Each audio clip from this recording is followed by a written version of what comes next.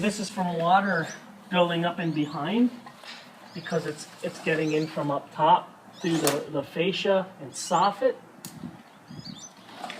And you can see the molding over here. It's lifted from the wall on the top. It's been re-caulked, and it has a drip edge. They caulked the top of the drip edge. See right here? You're not supposed to caulk that drip edge. And the molding should have been up a little bit to let water out and drip off the drip edge. But that wasn't done, so that's a failure. Here you can see where the caulking is breached. And there's another problem you can see. The caulking was not on top of the finish coat. They only finish coat right to here. They got the caulking sticking to the base coat, so it's supposed to be finish coated, then the caulking. But it's had its time, it's done. So anywhere where there's a crack, it will let in more water.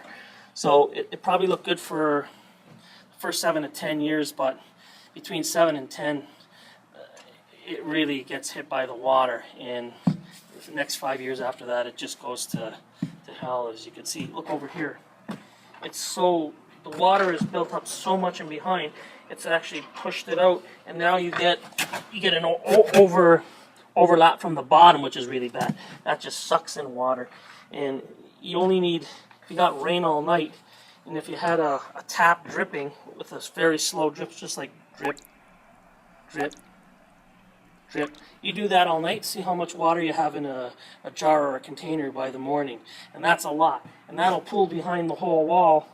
And like the damage happens in the winter when those pockets of water in here are held, because the base coat is good at keeping the water from getting in, but once it gets in, it won't let it out, so it'll build up in there, especially on old metal lath systems, because the mortar's tight to the wall, but you can't guarantee that it's 100% flat, so water doesn't, so there's no pockets or anything to catch the water. But that's what happens with the old metal lath systems.